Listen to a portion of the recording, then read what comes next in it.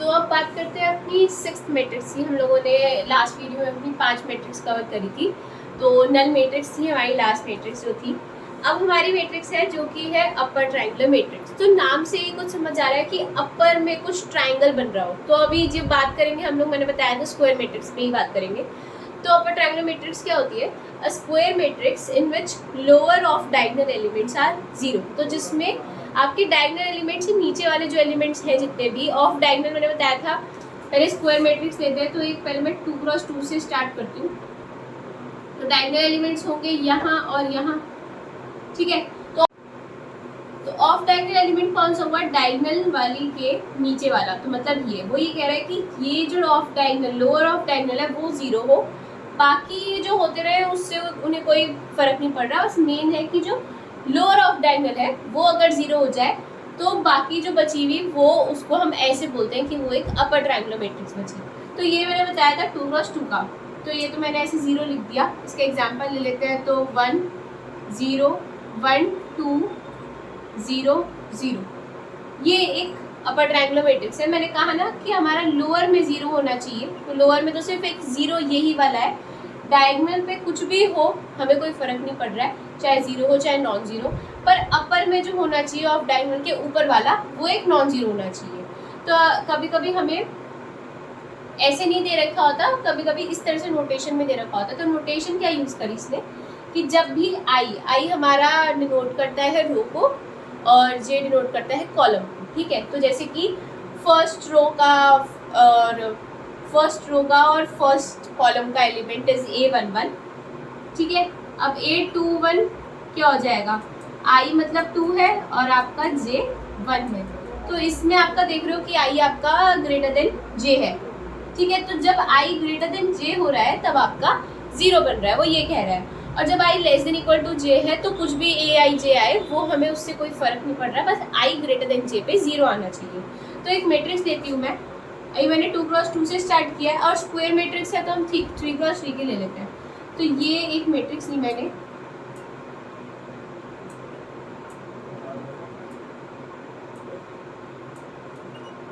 तो अब क्या ये एक अपर ट्रायंगुलर मैट्रिक्स बन रही है? तो हम देखेंगे सबसे पहले ये स्क्वायर मैट्रिक्स है, ठीक है। अब इसके बाद डायगोनल पे ये है, ठीक है, 1 0 -1। ऊपर वाले पे तो नॉन जीरो है और नीचे वाले इसके ऑफ डायगोनल वाले पे जीरो आ रहा है। तो ये एक अपर ट्रायंगुलर मैट्रिक्स बनी। अब मैं इसको ये भी एक्सप्लेन कर देती हूँ किस तरह से। अब देखो ये जो है ये सेकेंड रो का फर्स्ट कॉलम का एलिमेंट है। तो ये है A21 जो कि है जीरो, ठीक है। अब आप इसे देखो, ये है आपका थर्ड रो का और फर्स्ट कॉलम का एलिमेंट A31 जो भी है आपका जीरो, राइट। ऐसी ये है A32 थर्ड रो का और सेकंड कॉलम का एलिमेंट, ये भी है जीरो। और ये बाकी देखो ये जो है ये हमारे A11 है, A22 है और A33 है। जो आ रहा है ना, A11 is 1, A22 is 0, A33 is -1। जहाँ पे I जो है वो बड़ा तो नहीं है, J के इक्वल है। तो हमें उसमें तो कुछ नहीं कहा था, मैंने बताया कि उसमें तो मुझे कोई फर्क नहीं पड़ रहा, बस जब I ग्रेटर देन J है जहाँ वहाँ पर जीरो होना चाहिए। तो हमारे 2 1 3 1 3 2 यही तीन है और इस पर हमें जीरो मिल रहा है। तो it is an upper triangular matrix, ठीक है। तो अब हम जो नेक्स्ट डेफिनेशन करने वाले हैं that is lower triangular matrix. उसमें भी बस सेम ही है। सेम का क्या हो जाएगा कि जैसे इसमें हमारा हम कह रहे हैं लोअर ऑफ डायगोनल जीरो है, उसमें हम कह देंगे अपर ऑफ डायगोनल आपका जीरो हो जाएगा।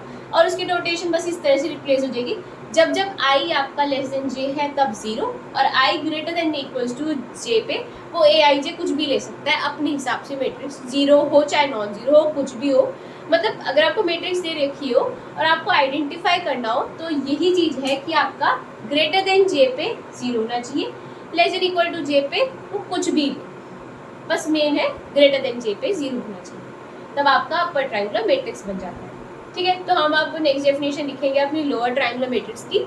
उसको मैंने ऑलमोस्ट एक्सप्लेन कर दिया, बस एक दो एग्जांपल से बता देंगे तो वो अच्छे से पता चल जाएगा।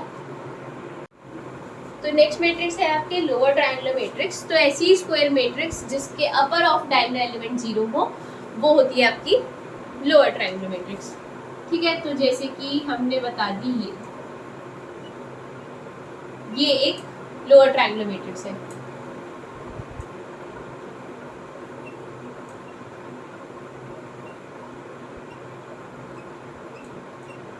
This is also a lower triangular matrix.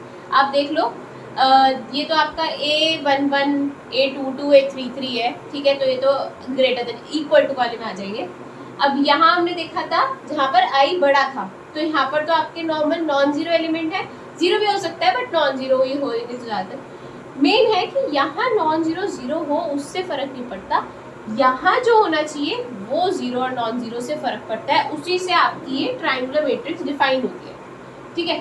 तो अब हमने देखा आई जब जब आपका लेस देन जे है, तो हम देख रहे हैं कि यहाँ पर ये कौन सा एलिमेंट है, इस फर्स्ट रो का सेकंड कॉलम है, ठीक है। आई आपका लेस देन जे है तो जीरो ले रहा है। दिस इज व्हाट, ये फर्स्ट रो का थर्ड कॉलम का एलिमेंट है, इसमें भी आई आपका लेस देन जे है, जीरो ले रहा है। ये आपका क्या है, सेकेंड रो का और थर्ड कॉलम है जिसमें आपका आई लेस देन जे है और ये भी जीरो ले रहा है, तो हमारा ये ठीक है, तो it is a lower triangular matrix. अब मैं एक मैट्रिक्स की बात करूं तो जैसे कि ये, क्या ये लोअर ट्रायंगुलर मैट्रिक्स है? तो लोअर ट्रायंगुलर मैट्रिक्स क्या है, ये तो स्क्वायर मैट्रिक्स ही नहीं की आपकी बना रही है, फिर डायगोनल का कुछ नहीं कर रही है, कुछ भी नहीं कर रही है, तो ये तो आपकी लोअर ट्रायंगुलर मैट्रिक्स नहीं है, ठीक है। तो अब हम इसी पे ही पढ़ेंगे कि इन वाली मैट्रिक्स को हम लोग कहते क्या है।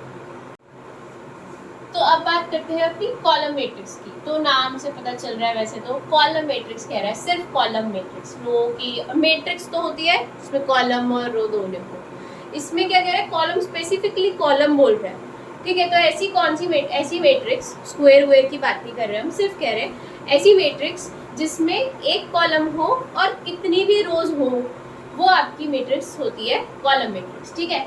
तो जैसा भी मैंने बताया था, ये ली मैंने, तो इसमें आप देखो तो आपके पास कॉलम तो एक ही है, ठीक है, ये 2x1 की है, और आपकी रोज कितने भी हो, n रोज हो सकती है इस तरह से, अगर आपके पास हो कुछ 1 0 ऐसे ऐसे करके कुछ 0 इस तरह से आ रही हो, n रोज है और लेकिन एक ही कॉलम है, तो ऐसी मैट्रिक्स जिसमें सिर्फ एक कॉलम हो और कितनी भी रोज हो, हमें कोई फर्क नहीं पड़ रहा, ऐसी मैट्रिक्स को हम लोग कॉलम मैट्रिक्स कहते हैं, ठीक है। तो इस तरह से आपको सिर्फ एक ऐसे बॉक्स सा दिखे इसी तरह का जिसमें एक ही कॉलम हो, तो आप बता सकते हो कि it is a column matrix, right. तो नेक्स्ट मैट्रिक्स है हमारी रो मैट्रिक्स। तो अभी हमने लास्ट जो पढ़ी थी वो थी कॉलम मैट्रिक्स, उसमें क्या था, एक कॉलम हो कितनी भी रोज हो सकती है। वहीं रो मैट्रिक्स में क्या हो जाएगा, एक रो होनी चाहिए कितने भी कॉलम्स हो सकते हैं। तो हम लोगों ने ले लिए कि मैट्रिक्स 1 2 3, तो आप देखो इसकी एक रो है और 3 कॉलम है, तो एक रो मैट्रिक्स हुई। ऐसे अगर हम nth पे चले जाए, 1 0 0 n कॉलम्स हैं इसके, तो इसकी एक रो है बट n कॉलम्स है, तो it is a row matrix. तो ये होती है रो मैट्रिक्स जिसमें आपका सिर्फ एक रो हो और कॉलम्स कितने भी हो उससे कोई फर्क नहीं पड़ रहा, और उसमें चाहे जीरो है चाहे नॉन जीरो है उससे भी फर्क नहीं पड़ रहा, बस मेन है एक रो होनी चाहिए, कॉलम्स कितने भी हो, that is called a row matrix. तो ये है हमारी मैट्रिक्स जो कि है सिंगुलर मैट्रिक्स। तो सिंगुलर मैट्रिक्स क्या होती है, स्क्वायर मैट्रिक्स। तो अब देखो डिटर्मिनेंट निकालते थे तो हम लोग स्क्वायर मैट्रिक्स ही बोलते थे कि स्क्वायर मैट्रिक्स का ही डिटर्मिनेंट करता है, तो स्क्वायर मैट्रिक्स जिसका डिटर्मिनेंट 0 हो जाए ऐसी मैट्रिक्स होती है हमारी सिंगुलर मैट्रिक्स। तो आप सिंगुलर मैट्रिक्स को अगर कभी देखना हो तो आप उसका डिटर्मिनेंट निकाल लो। डिटर्मिनेंट क्या आएगा, ये 1 × 0 माइनस 2 × 0, तो 0 - 0 0, तो ये मैट्रिक्स एक सिंगुलर मैट्रिक्स है, ठीक है। वैसे एक और चीज़ हम लोग आगे अभी पढ़ेंगे जब हम थोड़ा एक्सटेंड अपना करेंगे तो इसका जब, तो उसमें हम आइगन वैल्यू पढ़ेंगे, रैंक पढ़ेंगे, बहुत सारी चीज़ें पढ़ेंगे, तो उससे भी आप आराम से बता सकते हो कि वो मैट्रिक्स सिंगुलर होगी और या फिर नॉन सिंगुलर मैट्रिक्स होगी। तो एक मैट्रिक्स और आती है नॉन सिंगुलर, आप समझ गए होंगे उसको क्या है, कि अगर किसी का डिटर्मिनेंट नॉन जीरो हो जाएगा that is non singular matrix. तो हम वो कैसे पता करते हैं, उसकी भी कुछ प्रॉपर्टीज भी होती है। अभी तक के लिए हमारे पास यही है कि डिटर्मिनेंट, अगर डिटर्मिनेंट देख रहे हैं, डिटर्मिनेंट पे अगर 0 आ रहा है किसी स्क्वायर मैट्रिक्स का determinant, that matrix is a singular matrix. तो अब नेक्स्ट हमने ली अपनी मैट्रिक्स जो कि है आइडेम्पोटेंट मैट्रिक्स। तो ऐसी स्क्वायर मैट्रिक्स, कोई भी स्क्वायर मैट्रिक्स लिया आपने, अगर आप उसका स्क्वायर कर दो, मतलब ठीक है, आपके पास कोई मैट्रिक्स दे रखी है तो हम एक सिंपल सी मैट्रिक्स लेते हैं अभी 0 0 0 0। ठीक है, तो वो क्या कह रहा है, अगर हम इसको स्क्वायर करें, इस मैट्रिक्स को एक बार और मल्टीप्लाई करें तो ए स्क्वायर आ जाएगा। अगर वो ए स्क्वायर करने पे वही मैट्रिक्स वापस मिल जाती है, मतलब यही वाली मैट्रिक्स मिल जाए अगर मुझे, that is called idempotent matrix. ठीक है, तो अब हम इसका स्क्वायर करेंगे तो हम जानते हैं कि इसको दोबारा से मल्टीप्लाई करेंगे तो हमें यही मिलेगी, और ये ही क्या है, ये ए ही था जो हम जिससे हमने स्टार्ट किया था, तो इससे हमें मिल रहा है ए स्क्वायर इज ए। तो अगर ये आपके पास कंडीशन सेटिस्फाई हो रही है किसी भी मैट्रिक्स में, तो that is called a identity matrix. तो इसका एक और एग्जांपल है आइडेंटिटी मैट्रिक्स, ये हमेशा आइडेंटिटी बनाएगी। और भी बहुत सारी मैट्रिक्स होती है, बट ये दो जनरल वाली होती है, एक आइडेंटिटी और एक ये हमारी नल मैट्रिक्स, जो हमेशा आपकी आइडेंटिटी मैट्रिक्स बनाएगी। ठीक है, तो कंडीशन क्या है, अगर किसी मैट्रिक्स का मैं स्क्वायर करूं, मतलब उसको एक बार और मल्टीप्लाई करूं मैट्रिक्स को, तो मुझे वापस से वही मैट्रिक्स अगर मिल रही है तो that is a identity matrix. Next matrix है आपकी इनवोल्यूटरी मैट्रिक्स। तो आइडेंटिटी में हमने पढ़ा कि किसी मैट्रिक्स का दोबारा से, मतलब उसका स्क्वायर करने पे अगर आपको वापस से वही मैट्रिक्स मिलती है, दैट इज आइडेंटिटी। इनवोल्यूटरी कहती है अगर आपने किसी मैट्रिक्स का स्क्वायर किया और आपको आइडेंटिटी मैट्रिक्स मिल गई, तो वो मैट्रिक्स होती है आपकी इनवोल्यूटरी। तो इसका सिंपल से एग्जांपल होता है आपका आइडेंटिटी मैट्रिक्स। मैं 2x2 का ले रही हूँ, आप 3x3 का लेके भी बता सकते हो। 3x3 में भी आपको, अब देखो आइडेंटिटी मैट्रिक्स को फिर से आइडेंटिटी के साथ मल्टीप्लाई करोगे तो it will again give you an identity only. ठीक है, चाहे वो 2 ऑर्डर की हो, 3 ऑर्डर की हो, अगर हम 2 ऑर्डर की लेके चाहिए तो 2 ऑर्डर की मिलेगी, 3 ऑर्डर की लेके चाहिए तो 3 ऑर्डर की मिलेगी। तो ये मैट्रिक्स ली, इसका स्क्वायर किया, आपको फिर से यही मिली। तो अब ये देखो, ये चीज वैसे तो आइडेम्पोटेंट भी है और ये आई के इक्वल आ रही है, आइडेंटिटी मैट्रिक्स भी है। तो आइडेंटिटी मैट्रिक्स जो होती है वो आपकी दो प्रॉपर्टी की सेटिस्फाई करती है, आइडेम्पोटेंट की और इनवोल्यूटरी की। ठीक है, अब ये जो मैट्रिक्स है, जो हमारी नल मैट्रिक्स जो हमने देखी थी, वो क्यों नहीं हो सकती, क्योंकि अगर हम नल मैट्रिक्स ले लें, इसका स्क्वायर करोगे तो आपको एक नल मैट्रिक्स मिलेगा, हमने देखा था आइडेम्पोटेंट में, तो that is not equal to identity matrix. ये आइडेंटिटी मैट्रिक्स के इक्वल नहीं है, इस वजह से नल मैट्रिक्स जो है वो इनवोल्यूटरी नहीं है, but identity matrix is an involutory matrix. ठीक है, तो ये है हमारी लास्ट मैट्रिक्स आज की, जो कि है निलपोटेंट मैट्रिक्स। तो ऐसी स्क्वायर मैट्रिक्स आपकी ए किसी भी ऑर्डर की, ऑर्डर एन की लेके चलते हैं, स्क्वायर मैट्रिक्स है सच दैट कि हमने उसकी पावर, मतलब देखो पावर बढ़ाई हमने। ठीक है, जिस पावर पे आपको 0 मिल रही है, जैसे सपोज आपकी ये है nth पावर पे आपको 0 मिल रहा है उसका, तो उससे एक कम पावर पे आपको नॉन जीरो मिलता रहेगा। ठीक है, जैसे मैं आपको एग्जांपल देती हूँ, ये लिए हमने एक मैट्रिक्स, तो इसका ऑर्डर क्या है 2। ठीक है, अब ये जो ऑर्डर 2 की है, तो अब मैंने इस मैट्रिक्स को लिखा, अब इसका हम लोग पावर करेंगे। ठीक है, हम मेनली क्या करते हैं, अगर कोई मैट्रिक्स को हमें बताना है कि it is an nilpotent matrix, तो हम उसकी पावर देखते हैं, किस पावर पे आपको 0 मिलेगा। ठीक है, अब ऑर्डर 2 का है तो स्क्वायर करेंगे हम इसको एक बार अगर, तो ये हो जाएगा 0 1 0 0। ठीक है, ये क्या आई आपकी 0, ये इससे करा, ये भी 0 0 0, तो ये आपको एक 0 मैट्रिक्स मिल गई। ठीक है, मतलब आपको 2 पे आपको एक 0 मैट्रिक्स मिली। ए तो जो था ये आपके पास नॉन जीरो था। ठीक है, तो इसका मतलब जो इसका निलपोटेंट, ये निलपोटेंट मैट्रिक्स तो बन गई। ठीक है, अब इसमें चीज आती है, इंडेक्स की बात करते हैं। इंडेक्स क्या होता है कि आपको सबसे छोटी पावर, ठीक है, अब ये देखो आप इसका क्यूब करोगे, अब किसी 0 वाली मैट्रिक्स को किसी नॉन जीरो मैट्रिक्स के साथ मल्टीप्लाई करोगे, आपको 0 मैट्रिक्स तो मिलनी ही है, मतलब आपकी ए क्यूब 0 होएगा, ए 4 0 होएगा, ए 5 0 होएगा, सारे 0 होंगे।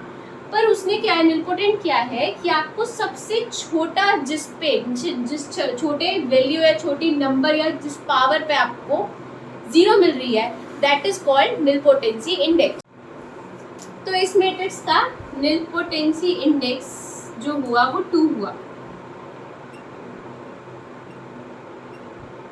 तो इंडेक्स, निलपोटेंसी इंडेक्स का मतलब ये है कि आपको किस सबसे छोटी पावर पे आपको एक नल मैट्रिक्स मिल रही है। ठीक है, तो अभी एक और एग्जांपल देखते हैं, उससे थोड़ा और क्लियर हो जाएगा आपको।